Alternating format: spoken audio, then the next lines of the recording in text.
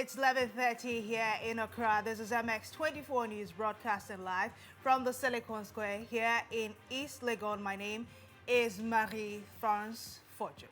Today in the news, more than 16 confirmed dead following the collapse of an uncompleted four-story building at Akyem Batabi in the Eastern region.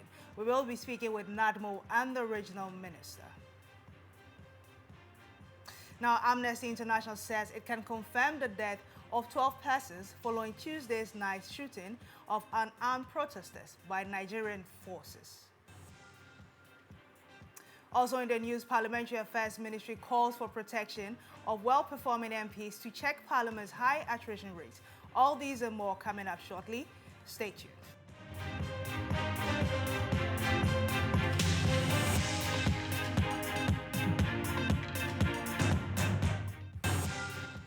To our first story now, at least 16 people have died after an uncompleted four-story church building in Akyem Batabi in the Asini Manso Akroso district of the Eastern region. 8 people were rescued yesterday by officials of the National Disaster Management Organization, NADMO, the Achiase Jungle Warfare School, the Ghana National Fire Service, and 48 Engineers Regiment.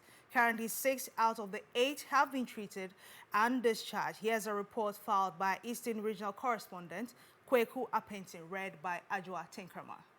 Operations for members of the Church of Prosperity is currently underway by a joint team made up of officials of the Achiase Jungle Warfare School, the Ghana National Fire Service, the 48th Engineers Regiment, and NADMO with the help of sniffer dogs.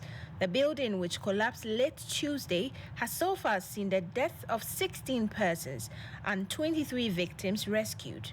According to some rescued victims, over 60 members of the church were on a 3-day fasting and prayer session for the sick founder and leader of the church, Prophet Isaac Ofori, when the building collapsed. They have been recounting their ordeal to MX24 News. My father brought me here to come and pray because he has a friend here. When I finished praying, my father's friend was with a group of people who said they were fasting. So I wanted to tell him I was leaving. When they finished praying and joined us, they said there is a snake, so they need the men here to kill it. That's when we saw the building starting to collapse. We all started running for our lives, but some of the blocks fell on my back and I fell.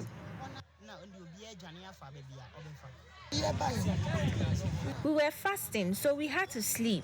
We heard chaos outside and people shouting that the building was collapsing. So we all had to run for our lives. I think we were about 62 people in the church. I can't see anything. The dust is in my eyes. I really can't see.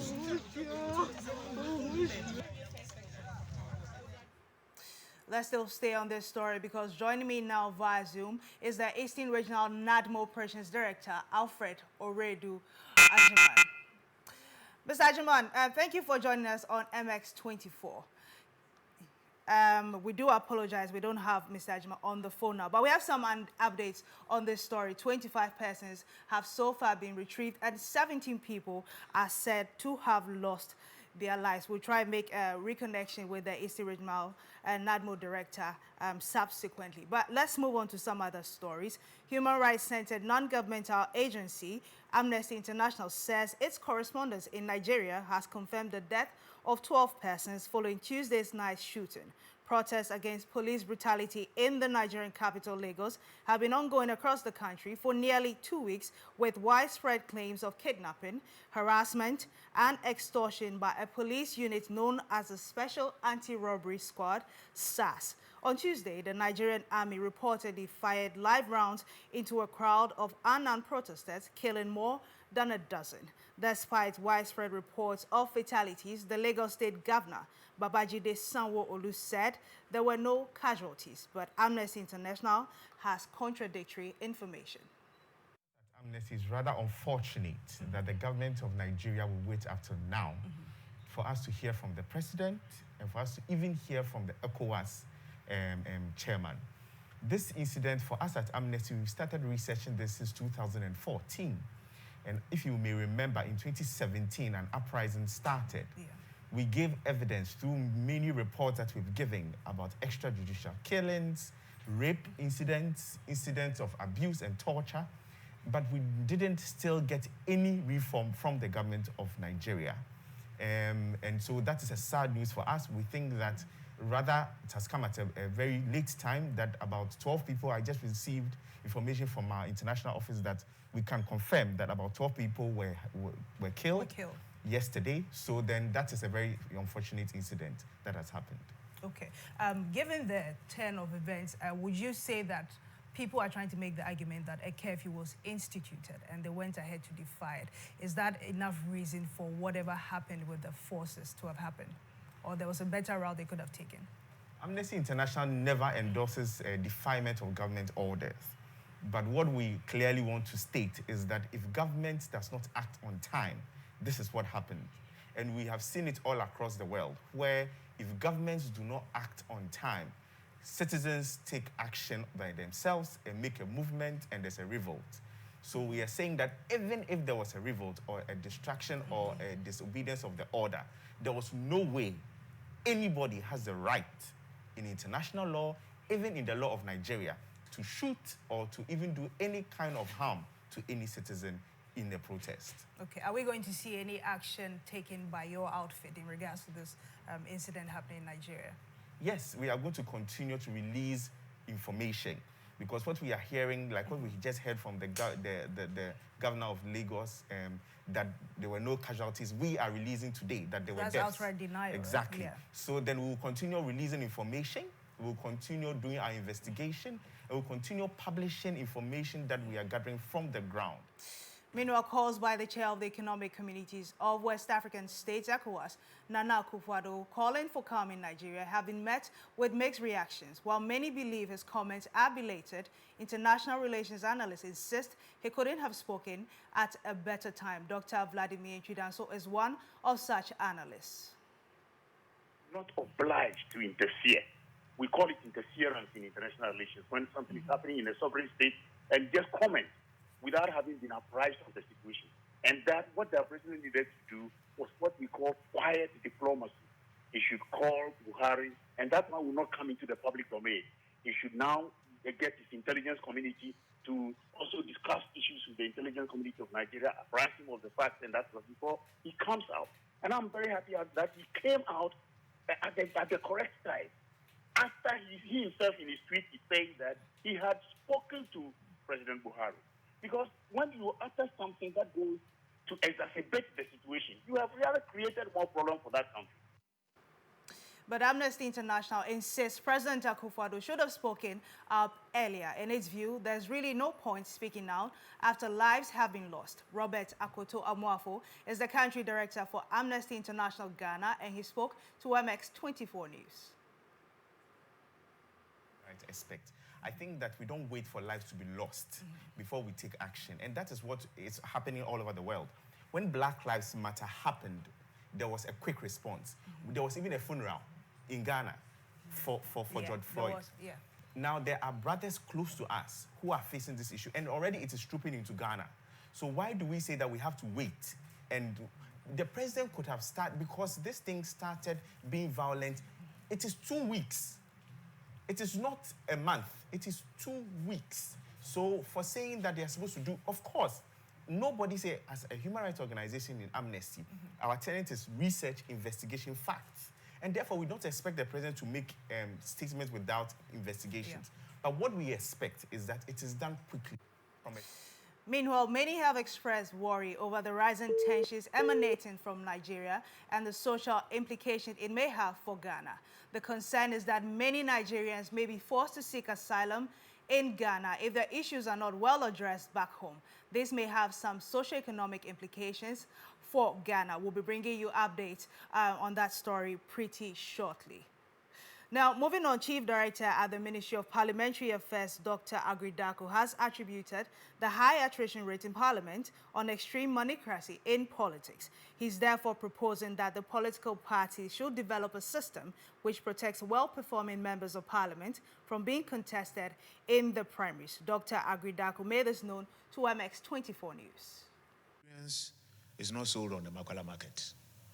And for Parliament and for most institutions, apprenticeship is always important.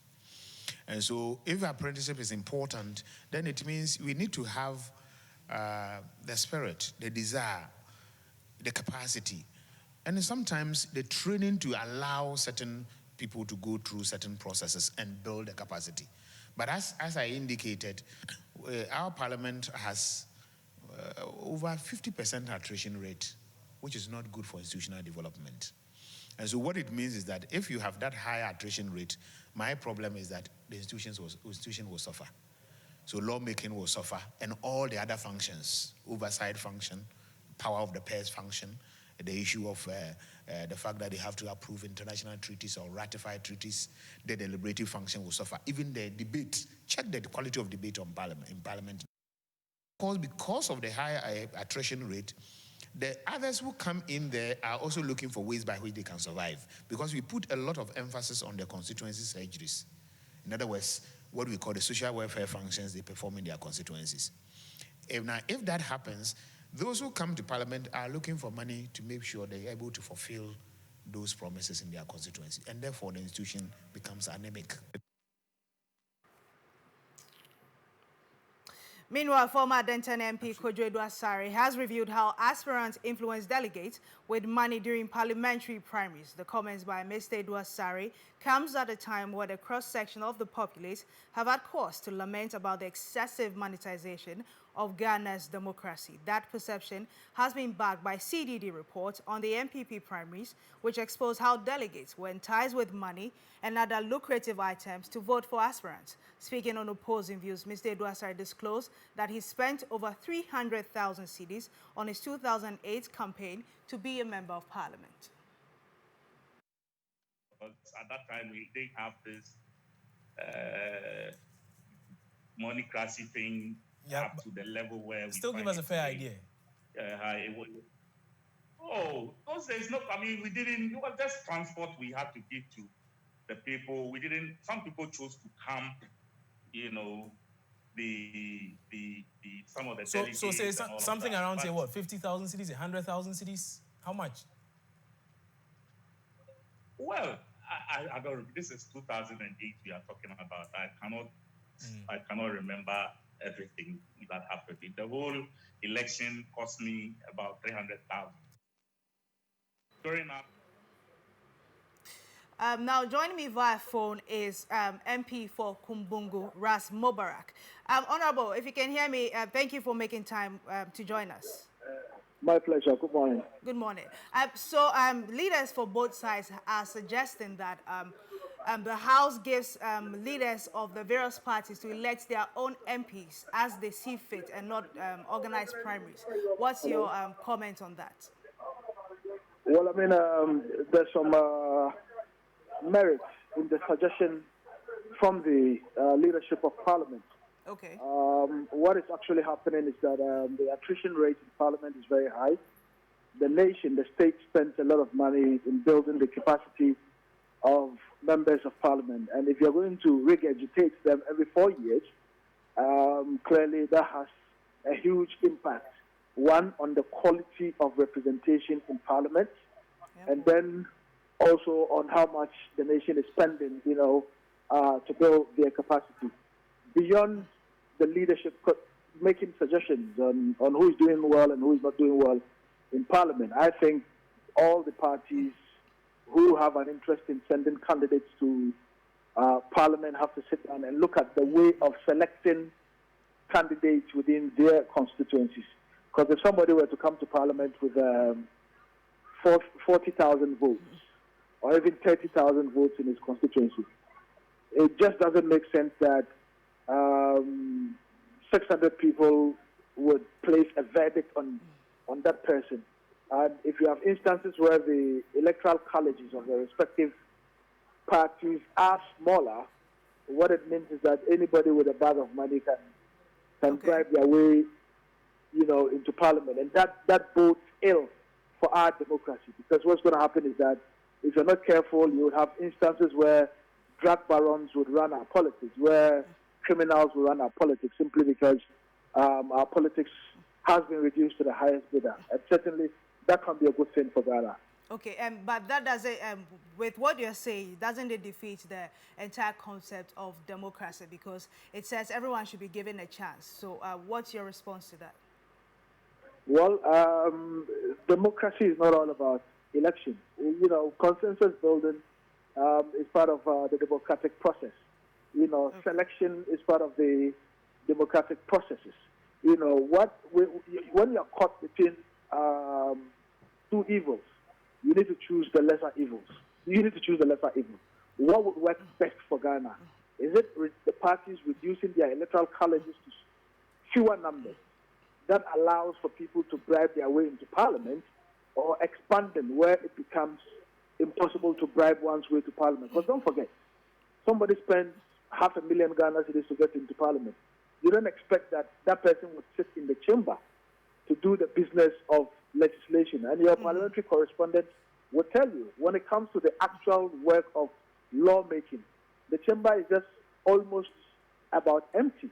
And that is largely so because the people who spend so much money to get in, realizing that the salary is small, realizing that it is not what they envisaged, you know, they then begin to spend time outside of parliament looking for money for re-election again. And that clearly introduced some amount of corruption, because if the person can't get the money through fair means, obviously people begin to entertain the thought of, you know, finding the money through foul means. And the other thing, which is affecting MPs and the quality of representation, is the fact that many of them are mired in debt.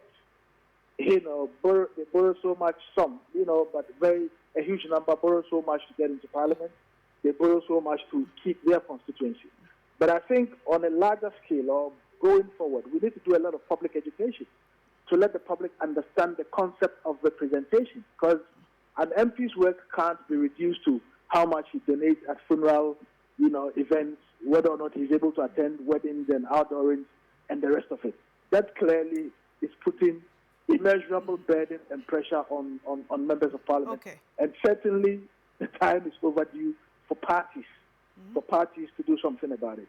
I mean, it's just sad that, you know, an MP is not judged based on his contribution on the floor, but it's judged based on how many funerals he's able to attend in his constituency. That's completely ridiculous. Yes. I have a final question for you, but kindly hold on. Let me introduce the Senior Programs Officer for the Center for Democratic Development, Regina. Hello, madam.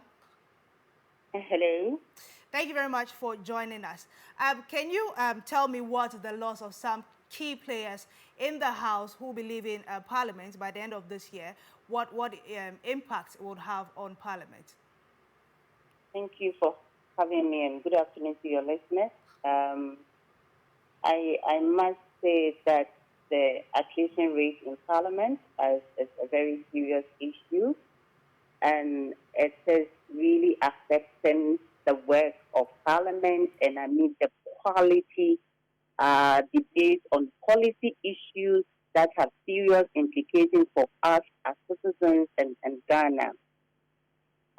If you have a Parliament where serious members who are committee chairs, who are vice committee chairs are leaving the House, and these are I would say, the front line members of Parliament who are very diligent in their work when it comes to paying attention to details of policy issues, the laws and bills that come to the House, then we have serious problems. So you have a serious member of Parliament who is a lawyer, who is the chair of a very important committee like the Constitutional Legal and Parliamentary Affairs, I mean, Honorable Ben Abdallah, losing his primaries. You have a gender committee chair, Professor, the name is not coming, losing his primaries. It means he's not coming back. You have Honorable Collins losing his seat, means he's not coming back. He's also a committee chair on government assurance. You have serious MPs losing their party primaries, and that tells you they are not coming back to the House. And this means that all the work that you have done for this particular parliament, in the next parliament, you're going to have new MPs who will be going through some kind of training, and it will take time for them to even adjust to the parliamentary terms and understand parliamentary proceedings before they can be bold enough to contribute to issues. Then the legislature is going to face serious crisis when it comes to having important discussions on loans, contracts, and policies that come to the House. Okay, Madam, before we carry on, let me take final comments for the MP for Kumbungu. Honorable, if you are still on the line, can you answer to me whether or not you were a victim of moneycracy, because this issue keeps coming up? Well, I'm sure you might have heard the incidents that occurred in my own constituency. You know, and it permeates through just about every constituency in the country. You know, and clearly it is something that the nation, the country as a whole, all of us, you know, should be concerned with.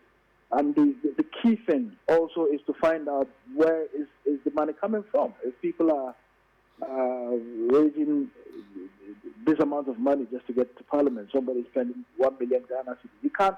There's no way the person can make that money in 4 years in Parliament. Where is the money coming from? So these are conversations that need to be had. These are things that we need to be concerned about if we really want to root out corruption in our country, but also to strengthen our parliamentary democracy. Because with a weaker parliament, it has implications. It has a bearing on the quality of legislation that Parliament puts out. All right, thank you very much. That's MP for Kumbungu, Ras Mubarak. Still on the line is Senior Programs Officer for CDD, Madam Regina Amanfo. Madam, so if I understood you clearly, it means you are for the suggestion that some MP should be handpicked. But how do we do this without making sure that very capable people who want to go to Parliament and help with the activities of Parliament are not blocked from doing so? Thank you. So the political parties have some role to play here, because in Ghana, even though we have people who have entered Parliament as independent candidates, the majority of our MPs are from the two main political parties. And here, there are no serious criteria for people to qualify as MPs. And I always say that in Ghana, all that you need to become a member of Parliament is your popularity and your money. So the political parties need to have serious discussions as to how best they will select their MPs. In Ghana, we practice the first past the post. It's not the proportional representation that you can give some consideration to serious MPs that you think you need to maintain them to ensure diligent work on policies in the legislature. So the political parties have to really reflect on what we have been practicing since the 1992 and see whether it's really helping. For me, as someone who observes Parliament and monitoring the work of Parliament, it's not helping. It's really hurting Parliament. It's taking all the diligent MPs out. But for a solution to this problem lies in the power of the various political parties that we have.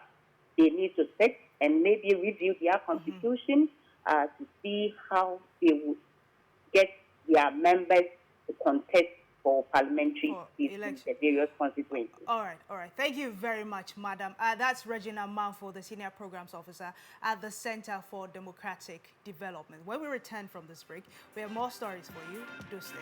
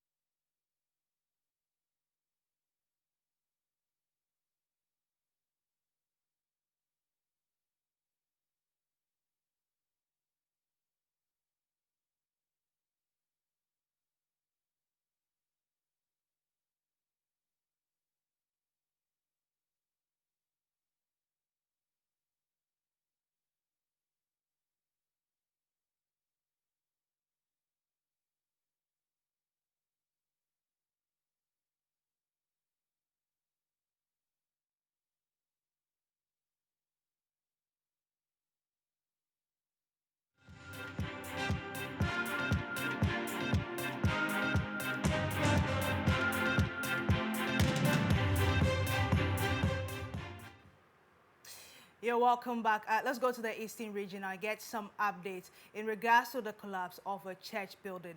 Join me via Zoom is the Eastern Regional NADMO Operations Director, Alfred Ajiman. We do apologize. We've lost Mr. Ajima. We'll get you updates in our subsequent bulletins. But for now, we draw the curtains on today's edition of MX24 News. My name is Marie-France Fojo. Do enjoy the rest of your day.